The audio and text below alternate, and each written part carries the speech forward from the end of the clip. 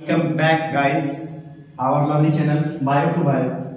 पिछला लेक्चर में हम लोगों ने असेक्सुअल रिप्रोडक्शन के कुछ डेफिनेशन देखे थे और आप लोग जानते ही हैं कि हम लोग फर्स्ट चैप्टर को लेकर के स्टार्ट किए हैं और इसको बहुत ही जल्दी हम लोग जो है कंप्लीट करने वाले हैं। तो उनके आज हम टाइप करवाने वाले हैं, टाइप और एग्जांपल्स, और उसके बाद जो हम लोग का ये रहेगा टॉपिक रहेगा उसको भी करने वाले हैं। तो असेक्सुअल रिप्रोडक्शन किसको कहते हैं, पिछला लेक्चर में आप लोग जान गए थे कि ऐसा रिप्रोडक्शन जिसमें सिंगल पेरेंट यानी एक जनक भाग लेकर के बिल्कुल अपने जैसे एग्जैक्टली कॉपी, एकदम फोटोकॉपी जैसे संतान को पैदा करता है, उसे हम लोग आलैंगिक जनन कहते हैं या असेक्सुअल रिप्रोडक्शन।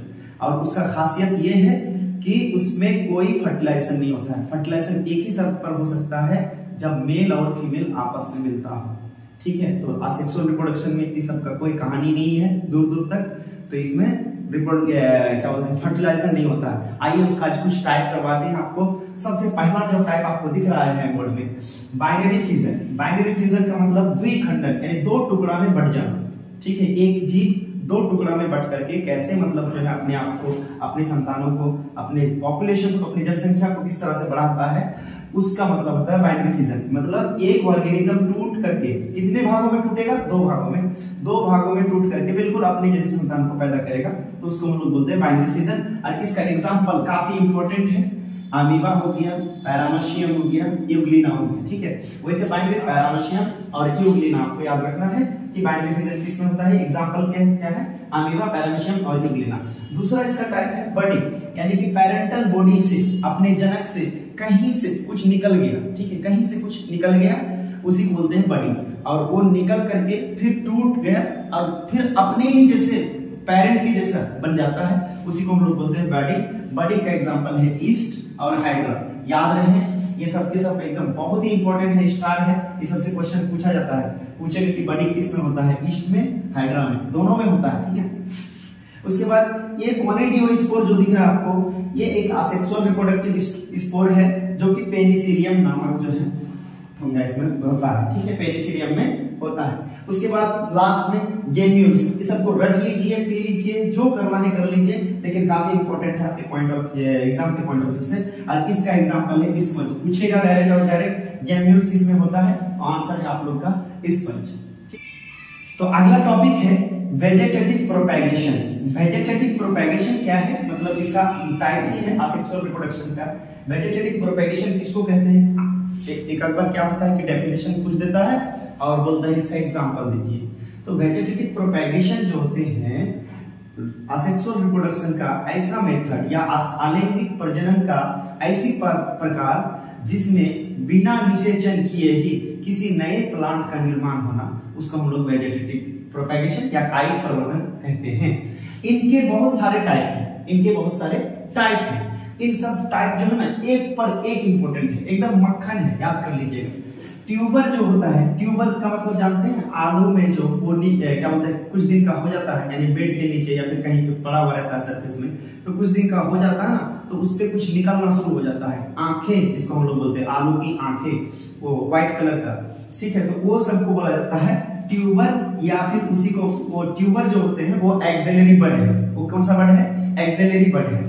ये क्वेश्चन पूछा भी है कि पोटैटोस में जो आंखें निकलते हैं वो कौन सा बर्ड्स है, तो एक्सिलरी बर्ड्स है। ये भी याद रख लीजिएगा, तो ये लिख लीजिएगा एक्सिलरी बर्ड्स, एक्सिलरी बर्ड्स है, ठीक है।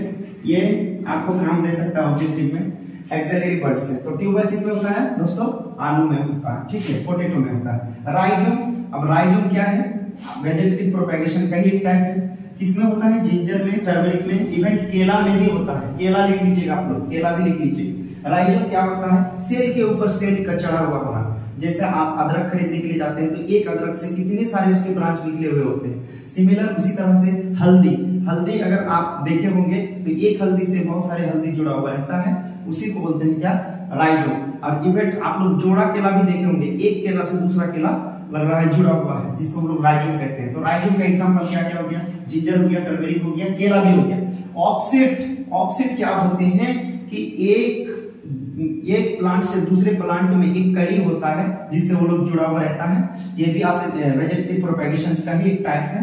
यानी क्या बोलते हैं उसको, स्ट्रिंग द्वारा जो है एक दूसरे से लगा हुआ रहता है। ऑब्जेक्ट है एग्जांपल पिस्टिया और वाटर हाइसिंथ, जिसे घेघवा या दाम कहते हैं, जलकुंभी कहते हैं। देखिएगा कि एक जलकुंभी दूसरे जलकुंभी से एक डंडी से लगा हुआ रहता है, जुड़ा हुआ रहता है, उसी डंडी को क्या कहते हैं, इस तरह से एक जलकुंभी मान लीजिए, इस तरह से पानी में जब एक मोटा सा डंडी रहता है यहाँ पे, इसी डंडी को ही क्या कहते हैं, इसी डंडी को ही ऑब्जेक्ट कहा जाता है। This is object, this is object. तो ये हो गया आपका ऑब्जेक्ट, इसको ऑब्जेक्ट कहा जाता है। ऑब्जेक्ट किस में होता है, पिस्टिया में होता है, वाटर हाइसिंथ। पिस्टिया भी एक जलीय ये है, प्लांट है। उसी तरह से बल्ब किसमें होता है, बल्ब एक वेजिटेटिव प्रोपेगेशन का ही टाइप है। ये ओनियन तथा गार्लिक में होता है, यानी कि ओनियन का मतलब क्या होता है, प्याज, और गार्लिक का लहसुन, यानी कि प्याज और लहसुन में ये जो है बल्ब होता है। बल्ब यूं समझ लीजिए, बॉल देखे ना जो रूम जलाते हैं, बस उसी तरह से याद कर लीजिएगा कि प्याज और क्या बोलते हैं लहसुन बल्ब की तरह होता है, तो उसमें बल्ब से वेजिटेटिव प्रोपेगेशन होता है। नेक्स्ट है आपका बल्बिल, इसको आप लोग याद कर लीजिएगा। बल्बिल किसमें होता है, एगेव में, ठीक है। अब आते हैं अगला टाइप। अगला टाइप है इसका माइक्रो प्रोपेगेशन। माइक्रो प्रोपेगेशन क्या होता है, असेक्सुअल रिप्रोडक्शन का ही टाइप है, जिसमें बिना फर्टिलाइजेशन या बिना निषेचन किए ही छोटे छोटे नए प्लांट्स को क्या किया जाता है, पैदा किया जाता है। उसी को हम लोग माइक्रो प्रोपेगेशन कहते हैं। कभी कभी पूछ सकता है कि माइक्रो प्रोपेगेशन में क्या संभव है, ऑप्शन रहता है सेक्सुअल रिप्रोडक्शन, असेक्सुअल रिप्रोडक्शन। तो आंसर कीजिएगा असेक्सुअल रिप्रोडक्शन, क्योंकि ये असेक्सुअल रिप्रोडक्शन का ही टाइप है, इसमें निषेचन नहीं होता है, तो इसीलिए इसमें सेक्सुअल रिप्रोडक्शन हो ही नहीं सकता है। ये क्या होगा, असेक्सुअल रिप्रोडक्शन। तो माइक्रो प्रोपेगेशन में असेक्सुअल रिप्रोडक्शन संभावना होती है। तो फ्रेंड्स आज के लिए बस इतना ही, ठीक है। इन सब को देख लीजिएगा, गारंटी है कि यही से क्वेश्चन पूछेगा और पूछे जाते भी हैं। पिछला 10-15 साल से कोई ना कोई टॉपिक ले लेता है, एग्जांपल पूछ देता है, ठीक है। तो आप लोग जो है इसको बढ़िया से याद कर लीजिए, बहुत छोटा सा है, आराम से याद कर सकते हैं आप लोग, ठीक है। तो बस आज के लिए इतना।